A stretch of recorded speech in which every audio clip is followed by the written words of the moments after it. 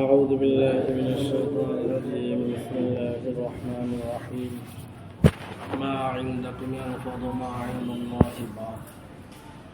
وقال رسول الله صلى الله عليه وسلم الدين والنصيحة أو كما قال عليه الصلاة والسلام. صدق الله مولانا العظيم وصدق رسوله النبي الكريم ونحن على ذلك من الشاهدين والشاكرين والحمد لله رب العالمين. سبحانك لا علم لنا إلا ما علمتنا إنك أنت العليم الحكيم. اللهم انفعني بما علمتني وعلمني ما ينفعني. আল্লাহ রব্বুল আলামিন আরহামুর রাহিমিনের দরবারে অনেক শুকরিয়া রব্বুল আলামিন বড় মেহেরবানি করে আমাদেরকে মানুষ রূপে সৃষ্টি করে আখিরি নবীর উম্মত বানিয়ে ইমানের মতো মহান সম্পদ দান করে দুনিয়ায় পাঠিয়েছে।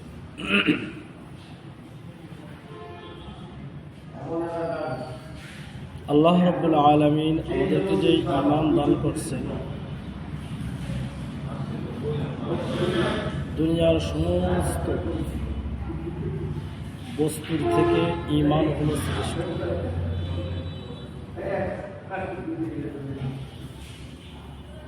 কারণ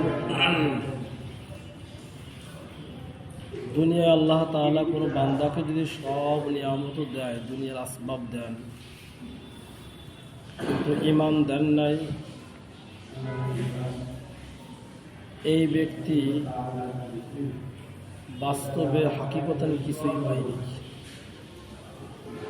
কারণ ঈমান যদি না থাকে, তার দুনিয়ার সব নাজ নিয়ামত, সমস্ত নাজ নিয়ামত, ভোগবিলাসের বস্তু সামগ্রী, এগুলো একসময় শেষ হয়ে যাবে।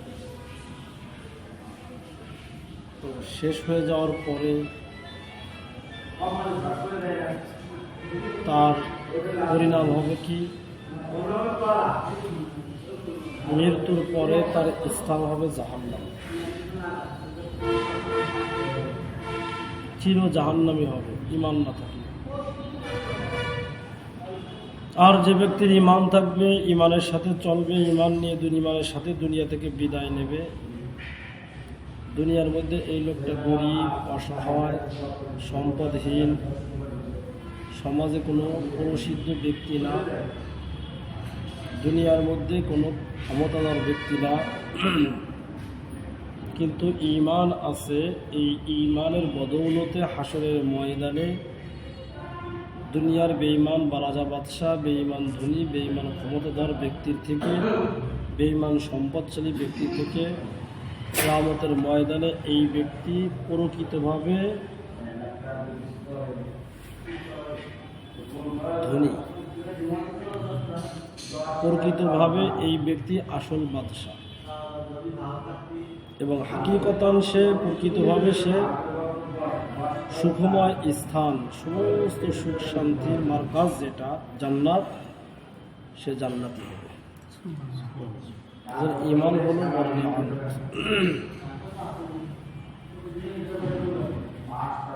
তো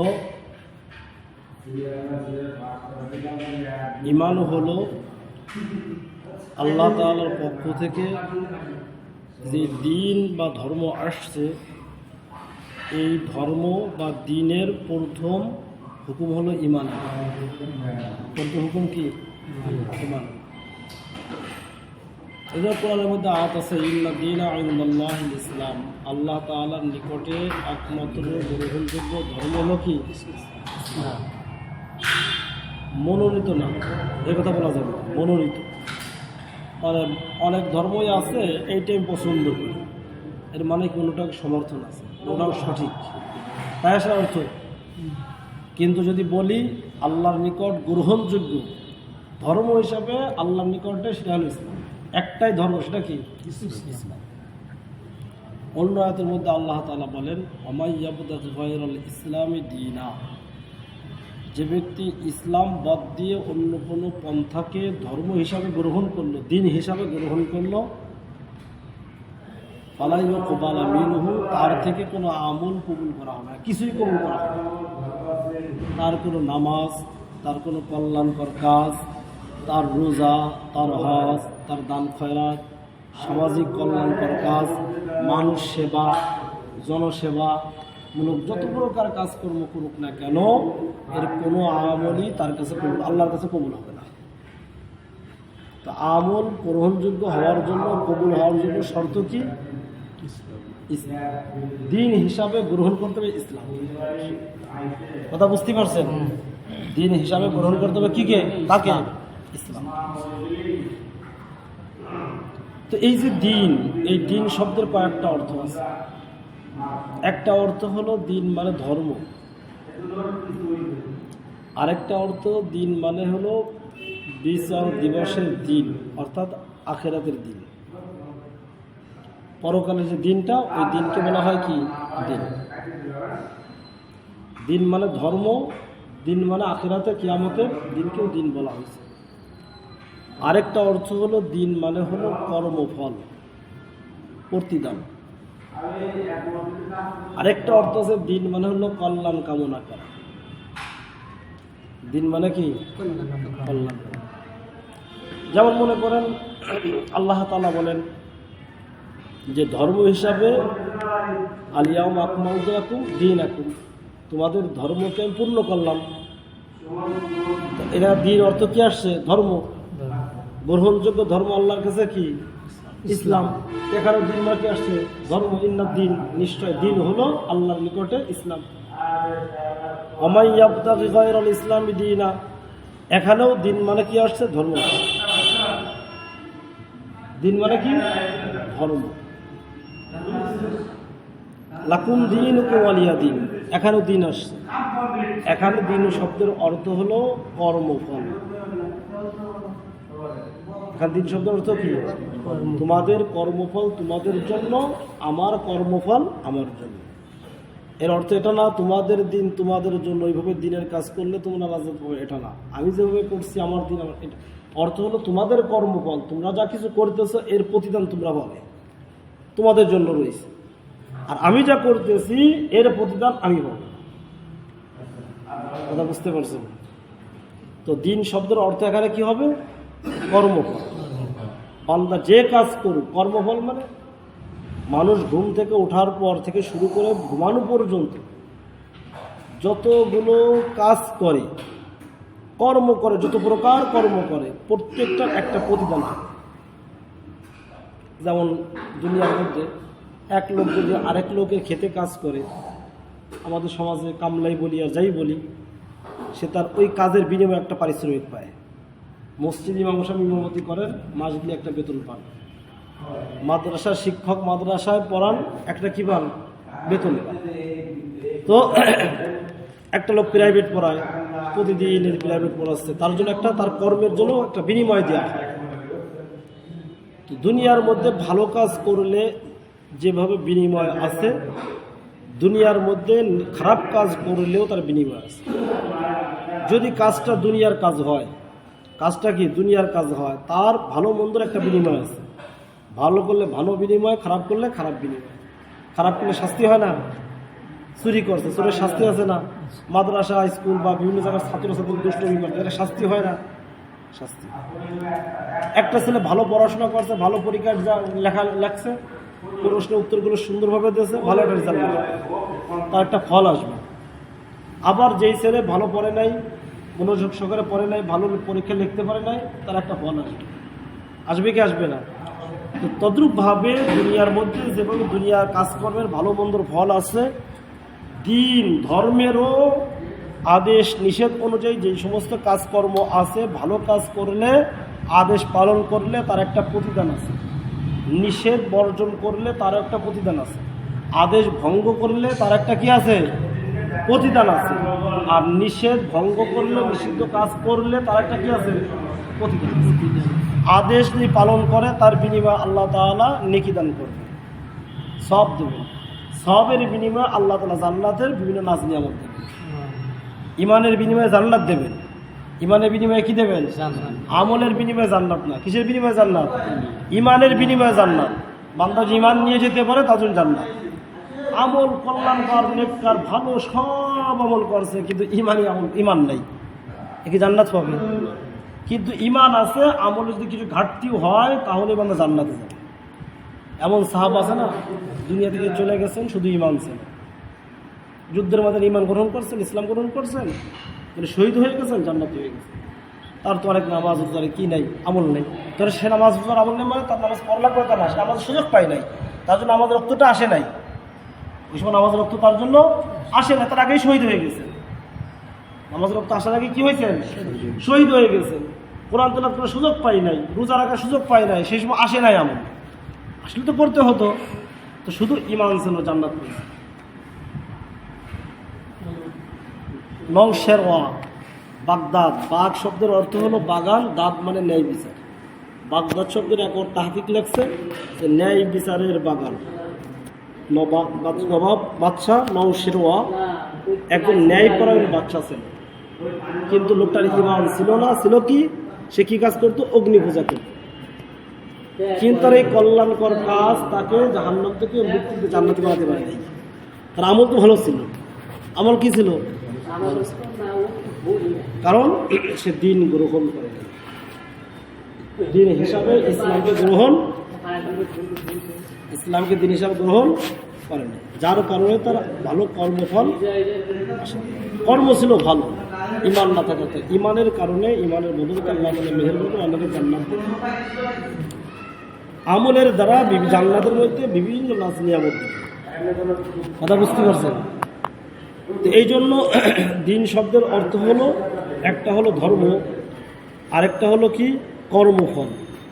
বান্দা যখন এই ধর্মের আদেশ নিষেধ পালন করবে, তাকে আল্লাহ তাআলা আদেশ পালন করবে, নিষিদ্ধ কাজ বর্জন করবে, তাকে আল্লাহ তাআলা এই যে দিন মানে এক অর্থ ধর্ম আর এক অর্থ কর্মফল, দুইটা শব্দের সামঞ্জস্যতা এইভাবে, বান্দা যখন দিনকে পালন করবে, এই দিনের বিনিময়ে আল্লাহ তাআলা দিন পালন করছে ঠিক মতো, এর বিনিময়ে আল্লাহ তাকে তার উত্তম কর্মফল দেন, উত্তম কর্মফল। আর এটা দেবেন কবে? আখিরাতে, হাসরের ময়দানে। ওটাকে দিন বলা হয়েছে মালিকি ইয়াউমিদ্দিন। কথা বুঝতে পারছেন? কর্মফল দিবসের মালিক। এখানে দিন শব্দের অর্থ হচ্ছে কি? হাসরের ময়দান। আল্লাহ কর্মফল দিবসের মালিক। তো এই জন্য আরেকটা অর্থ, দিন শব্দের আরেকটা অর্থ হলো কল্যাণ কামনা করা। এই কল্যাণ কামনা হয় দুইভাবে। কল্যাণ কামনা হয় কয়ভাবে? আর দ্বীনুন নসিহা, দিন হলো কল্যাণ কামনা করা। নবী সাল্লাল্লাহু আলাইহি ওয়াসাল্লাম বলছেন, নিজেই ব্যাখ্যা করছেন, দিন হলো অপরের কল্যাণ কামনা করা। দিন হলো কল্যাণ কামনা করা। কল্যাণ কামনা একটা হলো নিজের জন্য কল্যাণ কামনা করা, আরেকটা হলো অন্যের কল্যাণ কামনা করা। একটা নিজের কল্যাণ কামনা করা, আরেকটা কি? অপরের কল্যাণ কামনা করা। নিজের কল্যাণ কামনা কিভাবে? প্রথম পর্যায়ে নিজের কল্যাণ কামনা হলো ঈমান আনার মাধ্যমে নিজের কল্যাণ কামনা করা। ঈমান আনার মাধ্যমে নিজের কল্যাণ কামনা করা কেমনে? বান্দা যদি চায় যে আমি যদি ঈমান না আনি তাহলে আমার অনন্তকাল চিরদিন ক্ষতিগ্রস্ত হতে হবে, জাহান্নামের শাস্তি ভোগ করতে হবে। এখন এই ক্ষতির থেকে নিজেকে বাঁচানো, নিজেকে জান্নাতি করে গড়ে তুলতে হবে, এটা হলো নিজের কল্যাণ কামনা। নিজেকে জাহান্নাম থেকে বাঁচানোর জন্য যা যা করা দরকার, নিজেকে জান্নাতি বানানোর জন্য যা যা করা দরকার, এটা হলো নিজের কল্যাণ কামনা। কথা বুঝতে পারছেন? এখন দুনিয়ার মধ্যে বান্দা যখন নিজের কল্যাণ চায়, প্রত্যেকটা মানুষই নিজের কল্যাণ চায়। আমি কীভাবে সফল মানুষ হতে পারি, আমি কীভাবে সফল ব্যবসায়ী হতে পারি, আমি কীভাবে সফল একজন নাম করা কি ভালো মানুষ হতে পারি, আমি সমাজের মধ্যে ভালো চাকরিজীবী কীভাবে হতে পারি, আমি ভালো ছাত্র কীভাবে হতে পারি, এই যে নিজের কল্যাণ কামনা করি। কিন্তু নিজের কল্যাণ কামনাটা যদি নিজের নফসাহি মতো হয়, পদ্ধতি দুইটা, একটা হলো আল্লাহর চাওয়া অনুযায়ী করা, আরেকটা নিজের মন মতো করা। কথা বুঝতে পারছেন? একটা হলো আল্লাহর চাহিদা মতো করা, আরেকটা হলো নিজের খেয়াল খুশি মতো করা। যদি কোনো মানুষ আল্লাহর চাহিদা মতো করে, আল্লাহর চাহিদা কি? আল্লাহ যেভাবে যে কাজ করতে বলছেন ওইভাবে ওই কাজগুলো করা, নিজেকে ওই কাজের মধ্যে লিপ্ত করা, আর আল্লাহ যেই সমস্ত কাজ করতে নিষেধ করছেন ওই কাজগুলো বর্জন করা, এটা হবে নিজের জন্য কল্যাণ কামনা করা। আর নফসের চাহিদা কি? আল্লাহ যে কাজ করতে বলছেন ওই কাজ না করা, ওই কাজ করতে মনে চায় না, নামাজ পড়তে মন চায় না, রোজা রাখতে মন চায় না, কি বলেন আছে কাছে না, জাকাত ফরজ হয়ে জাকাত দেয় না, হজ ফরজ হয়ে হজ দেয় না, হজ করে না। হ্যাঁ, আর যে কাজ করতে আল্লাহ নিষেধ করছেন ওই কাজ নফসে করতে চায়, যেমন কুদৃষ্টি করা, গান বাজনা শোনা, নাচ গান দেখা, টেলিভিশন দেখা, বেগানা মেয়ের ছবি দেখা, কি আছে কি আছে না, মাপে দেওয়ার সময় কম দেওয়া, নেওয়ার সময় বেশি নেওয়া, মালে ভেজাল দেওয়া, কি আছে কি আছে না, বলে মানুষকে দেখানোর জন্য আমল করা, পোশাক পরিচ্ছেদ নিজের টাকা খরচ করে কাপড় বানাই, সে কাপড়ের ভিতরে কি বলে কাপড়টা গায়ে দিয়ে বারবার তাকায় যে কেমন দেখা যেতেছে, চুল কাটি, তার মধ্যে কি করি যে সুন্দর করে কীভাবে কাটি, মানুষ আমাকে বাহবা বলবে। এই যে মানুষ থেকে বাহবা নেওয়ার উদ্দেশ্যে যদি দিনের কাজও করে, অহংকার প্রকাশ করার জন্য যদি দামি দামি কাপড়ও পরে, তাহলে এটা হবে নফসানি, এটা হবে নিজের ক্ষতি চাওয়া, এটা নিজের কল্যাণ চাওয়া না, এটা হবে নিজের কি চাওয়া? ক্ষতি চাওয়া। কারণ নিজের ক্ষতি কিভাবে বলে, নিজেকে কোনো মানুষ যদি মনে করে, সে জানে নিশ্চিত আমি যদি গাড়ি একটা রেলগাড়ি আসতেছে আমি সামনে দাঁড়ায় থাকলাম, সে নিশ্চিত জানে মারা যাবে, তাহলে কি হয়ে যায় যে আমি গাড়ি তোলে বললে কি বাঁচা মরা তো পরের কথা, কিন্তু সে বোঝে। আর যে আত্মহত্যা করে সে তো এই নিয়েতে আত্মহত্যা করে, ওই জায়গায় যায়। তো এই যে বিচারা গাড়ির তলে লাফ দিয়ে পড়ে, এর উদ্দেশ্য কি? আত্মহত্যা করা। সে জানে আমার ক্ষতি হবে। এর থেকে বেশি ক্ষতিকর হলো কোনো গুনাহের কাজ করে জাহান্নামের আসামি হওয়া। এখন নফস চাই কি? নফস চাই হলো বান্দাকে কিভাবে ক্ষতিগ্রস্ত করতে, আর আল্লাহর চাহিদা কি? আল্লাহর চাহাত হলো বান্দা কিভাবে সফল কাম হতে পারে, জাহান্নাম থেকে বাঁচতে পারে। কারণ আমাদের খালিক মালিক কে? আল্লাহ। কোনো পিতা কি চাবে যে আমার ছেলে ক্ষতিগ্রস্ত হোক? তো সবচাইতে বান্দার কল্যাণ চান হলো আল্লাহ। সবচাইতে বান্দার বেশি কল্যাণ চান কে? কারণ এই বান্দাকে বানাইছেন আল্লাহ। বাপ পিতা যেভাবে, মা যেভাবে সন্তানের ক্ষতি চায় না, সন্তান কোন কাজ করলে সন্তান সফল হবে, কোন কাজ করলে সন্তানের ইজ্জত বাড়বে, কোন কাজ করলে সন্তান লাভবান হবে, এটা যেভাবে পিতা মাতা চায়, আরে পিতা মাতা তো সন্তানকে বানায় নাই, পিতা মাতা সন্তানকে খাওয়ায় না, তার মাধ্যমে দুনিয়া আল্লাহ সন্তানকে পাঠাইছেন, মানুষ পাঠাইছেন। এই কুল কায়নাতের খালিক মালিক, মানুষের সৃষ্টিকর্তা রব যে আল্লাহ, ইনি তো বান্দার সবচাইতে বেশি কল্যাণ চান, যে আমার বান্দা যেন ক্ষতিগ্রস্ত না হয়।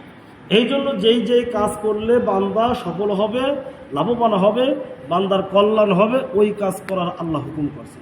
যে কাজ করলে বান্দা ক্ষতিগ্রস্ত হবে, বান্দার কি হবে? লস হবে, ওই কাজ করতে আল্লাহ নিষেধ করছে। কথা বুঝতে পারছেন? এই জন্য সবচাইতে বেশি হিতাকাঙ্ক্ষী আমাদেরকে। 2 নম্বর আমাদের হিতাকাঙ্ক্ষী নবী সাল্লাল্লাহু আলাইহি ওয়াসাল্লাম। আমাদের হিতাকাঙ্ক্ষী কি? নবী সাল্লাল্লাহু আলাইহি ওয়াসাল্লাম। যার কারণ নবী সাল্লাল্লাহু আলাইহি ওয়াসাল্লাম এই মানুষকে দ্বীন শেখানোর জন্য, জান্নাতি বানানোর জন্য, জাহান্নাম থেকে বাঁচানোর জন্য দান মুবারক শহীদ করছেন। কি করছেন না? মাথায় দিয়ে রক্ত ঝরছে, মাথায় বর্ব ঢুকছে, হ্যাঁ, শরীর দিয়ে রক্ত প্রবাহিত হয়েছে, তীরের আঘাত লাগছে, কত বিষ পান করাইছে খাইবারের মহিলা, কত নির্যাতন নবীর উপরে করছে। কিন্তু নবী সব সয়ে নিয়েছেন কিসের কারণে? উম্মতের কারণে। কারণ নবীজি উম্মতের কল্যাণ চান। আজকে অনেক মানুষ আছে নবীজি যে কাজ করতে বলেন নাই, যে কাজ করেন নাই, যে কাজ করতে শেখান নাই, আশেক হয়ে নবীজির সেই সমস্ত কাজ করতেছে। অথচ নবী যে সমস্ত কাজ করছেন, করতে বলছেন, সমর্থন করছেন, যে কাজ করতে নিষেধ করছেন, মানুষ সেই তার নবীজির দেখানো পদ্ধতি অবলম্বন করতেছে না। এরকম আছে কি আছে না? বহু মানুষের কম আছে। এই লোকটা নবীর মহব্বতের দাবিদার, কিন্তু নবীজি যেইভাবে চাইছেন নবীজির সুন্নাত অনুযায়ী সে চলে। তো নবীজি এই লোকটাকেও তো জান্নাতি বানানোর জন্য চেষ্টা মেহনত করছে। কিয়ামত পর্যন্ত যত উম্মাত আসবে সমস্ত উম্মাতকে জান্নাতি বানানোর জন্য নবীজি মেহনত করছে।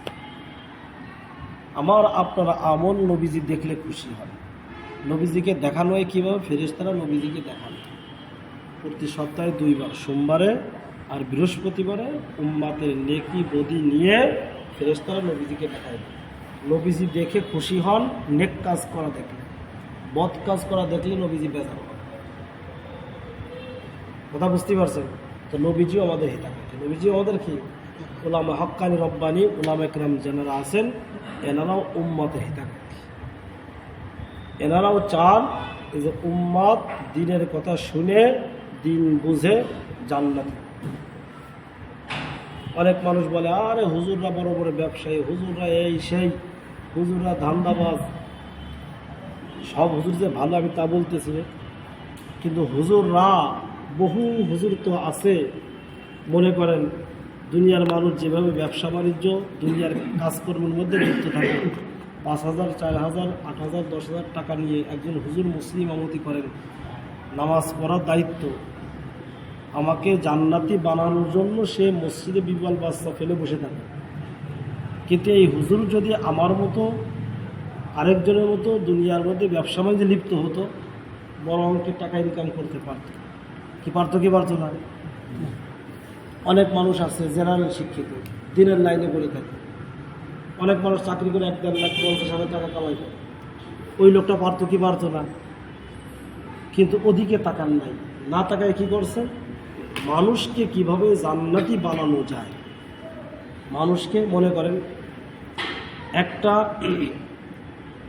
স্কুলের মাস্টার বা কলেজ ভার্সিটির মাস্টার যত বড়ই শিক্ষিত হোক, তার কাছে যদি তাকে 5-10,000 টাকা বেতন দিয়ে বলা হয়, স্যার আমি প্রতি মাসে 10 না আপনাকে 30,000 টাকা বেতন দেব, কিন্তু রাত 3টের সময় থেকে শুরু করে আমার এই ছেলে পেলে রেখে গেলাম, আমরা এই 10 জনের 10টা ছেলে রেখে গেলাম, আপনাকে প্রতি মাসে 30,000 টাকা দেব।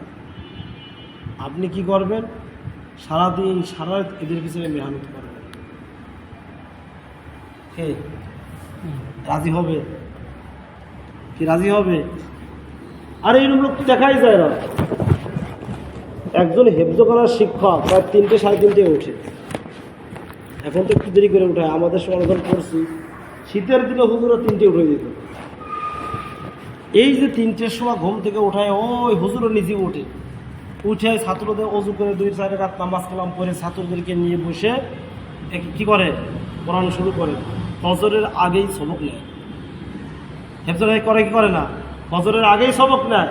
বাংলাদেশে এমন কোন বিভাগের আছে, হ্যাঁ প্রতিষ্ঠান আছে দুনিয়ার লাইনে যে ফজরের আগে সবক পড়া নেবে? প্রাইভেট যদি কয় যে ঠিক আছে স্যার আপনি আমার ছেলের প্রাইভেট পড়াবেন, প্রতি মাসে আমার ছেলেরা কি 10,000 করে টাকা দেব, আপনি ফজরের আগে এসে আমার ছেলের পড়া নিয়ে যাবেন, কারণ ফজর পড়া ছেলে আরেকটা প্রাইভেট আছে। রাজি হবে?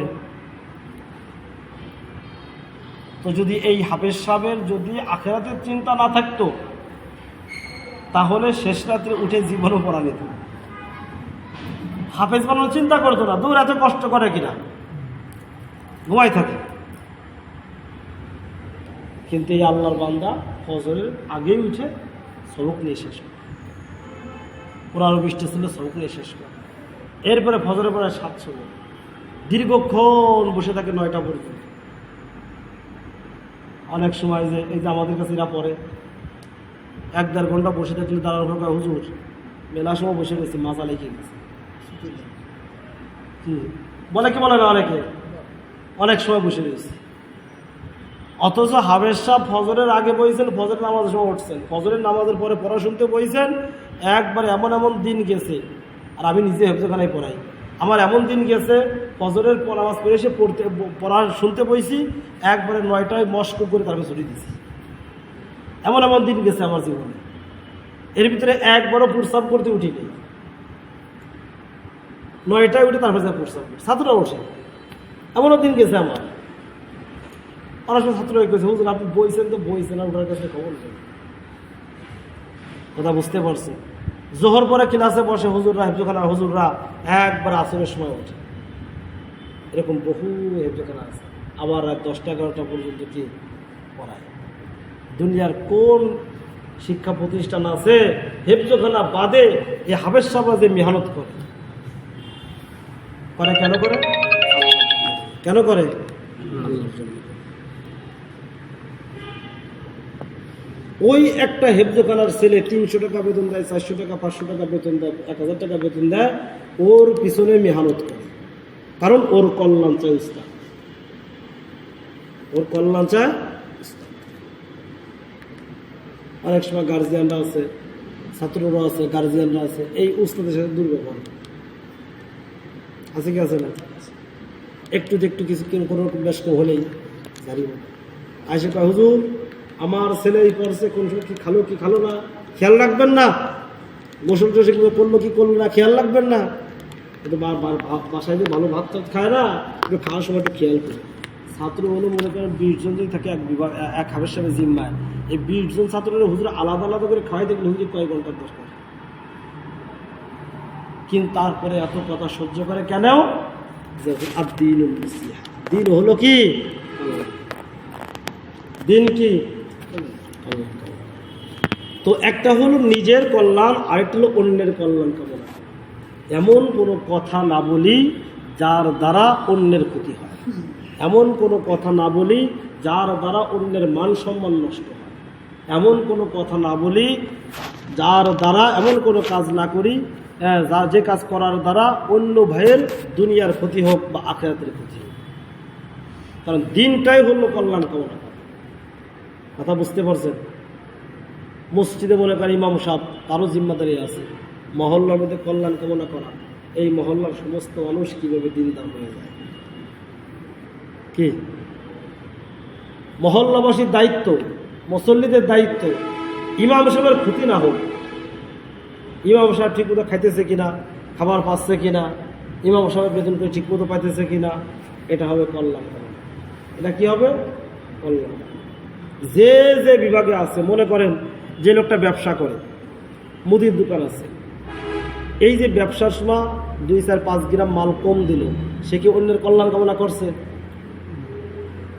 নেওয়ার সময় যখন পাট কেনার সময় নেওয়ার সময় বেশি নেছে, অন্যের কল্যাণ কামনা করছে? কেউ ক্ষতি করে কি করে? আছে কি আছে না? এটা দিন হলো না। এটা কি হলো না? দিন তো সর্বক্ষেত্রে দিন। দিন কি? একজন মিথ্যা কথা বলে মিথ্যা কসম করে কাপড় বিক্রি করছে, এ কি অন্যের কল্যাণ কামনা করছে? অন্যের ক্ষতি করছে। এই কল্যাণ কামনা হয় হলো দিন শিখানোর মাধ্যমে কল্যাণ কামনা করা। কথা বুঝতে পারছেন? একটা হলো মনে করেন জানি হক নষ্ট না করার মাধ্যমে কল্যাণ কামনা করা।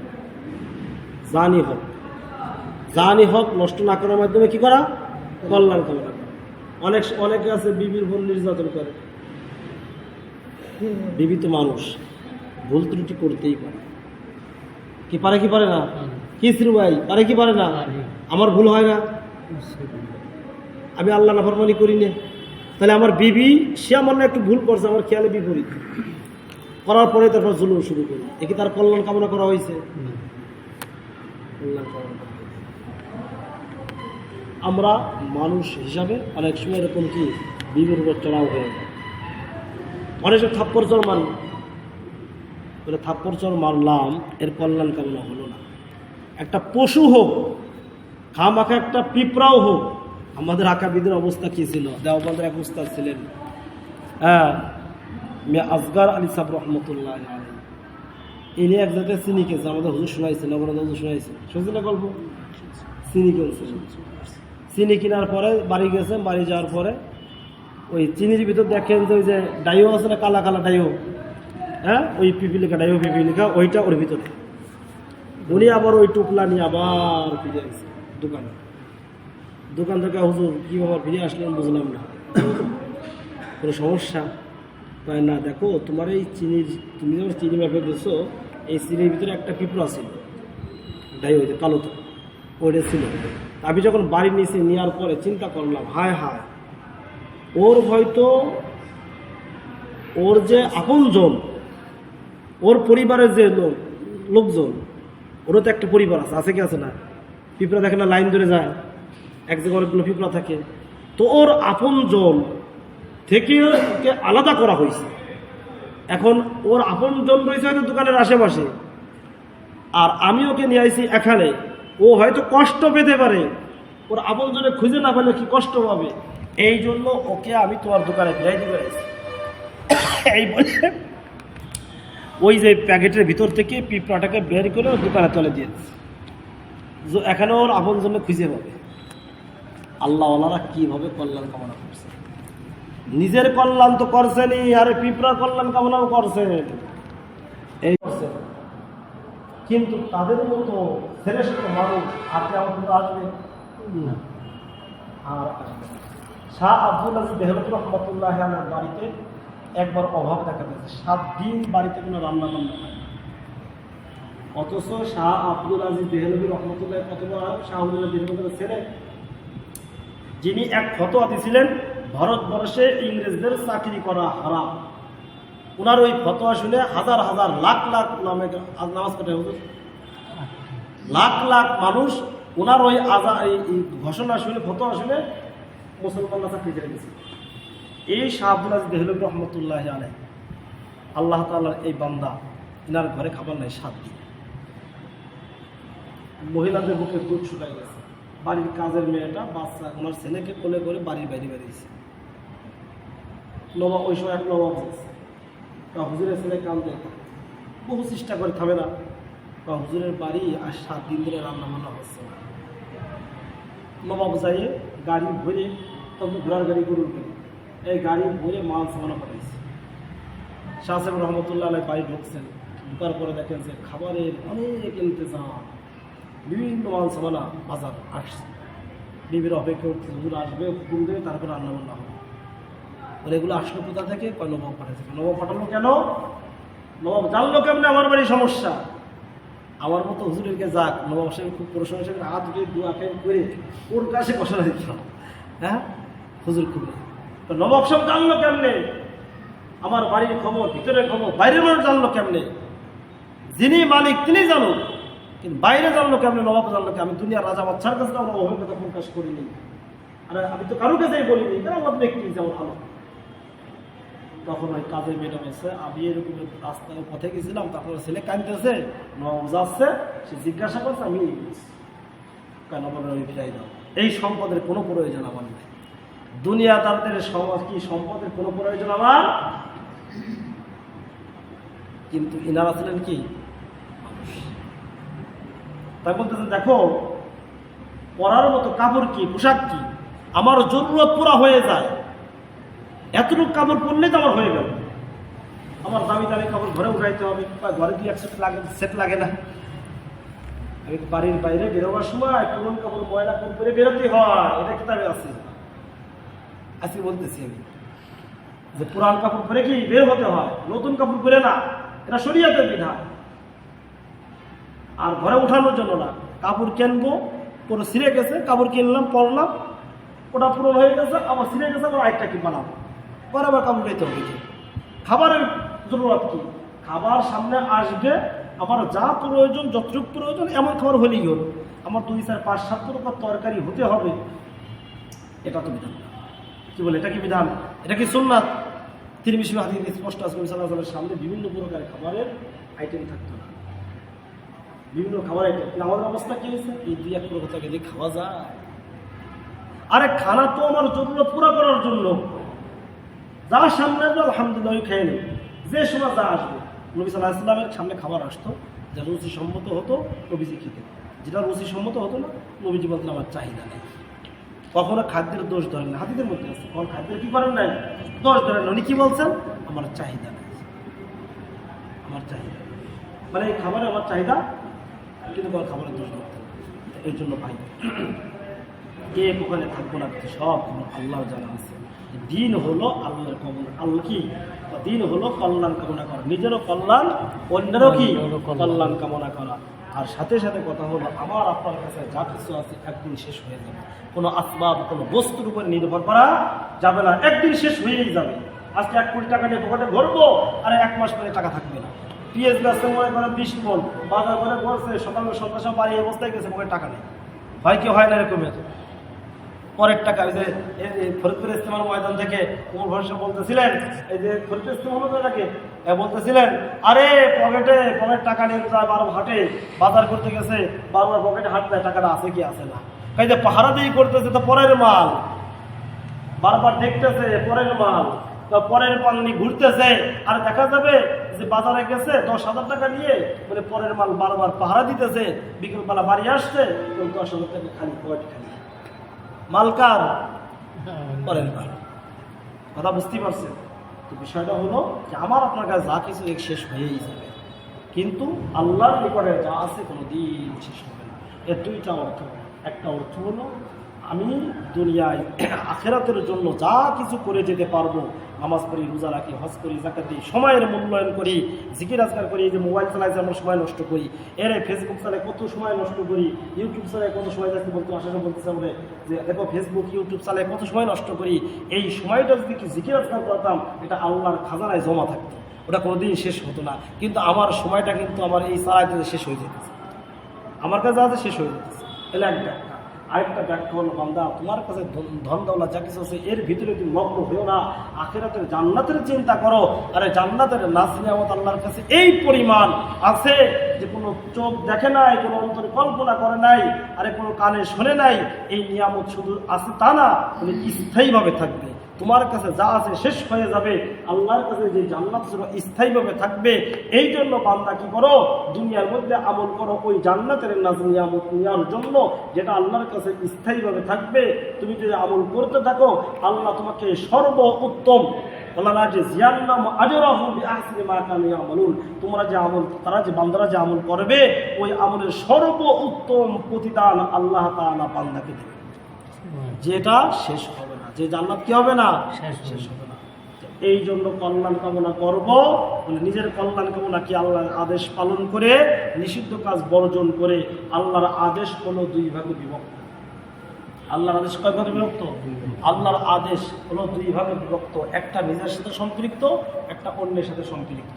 আর আল্লাহ নিষিদ্ধ কাজ 2 ভাগে বিভক্ত, একটা নিজের সাথে সম্পৃক্ত, আর একটা কি অন্যের সাথে সম্পৃক্ত।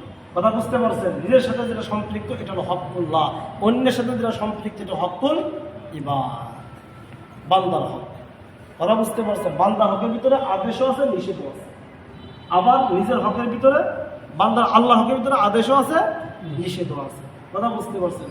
এইভাবে নিজের কল্যাণ কামনা করে নিজেকে নেককার বানায়ে আল্লাহর মাহবুব হয়ে ওই সম্পদ অর্জন করার চেষ্টা করি।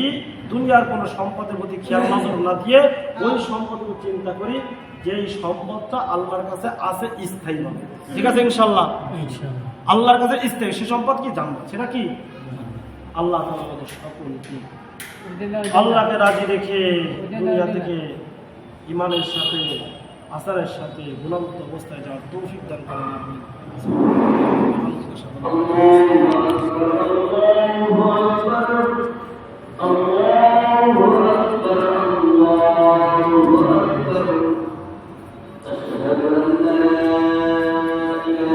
সকলে আসার চেষ্টা করুন।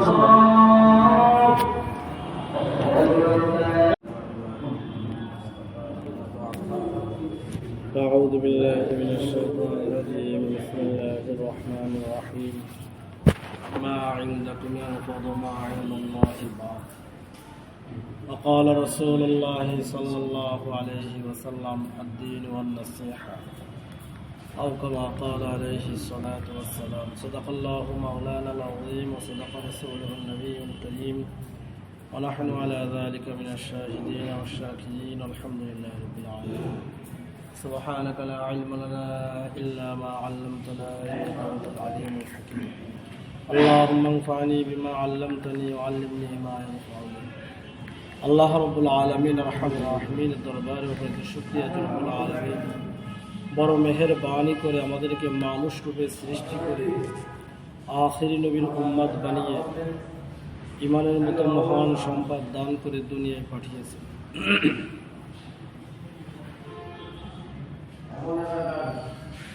আল্লাহ রাব্বুল আলামিন আমাদেরকে যে ঈমান দান করছেন, দুনিয়ার সমস্ত বস্তুর থেকে ঈমান হল শ্রেষ্ঠ।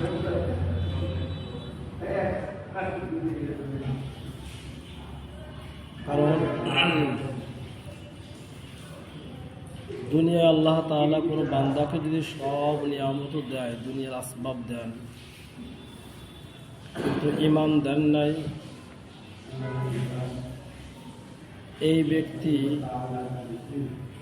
বাস্তবে হাকিকতান কিছুই পায়নি।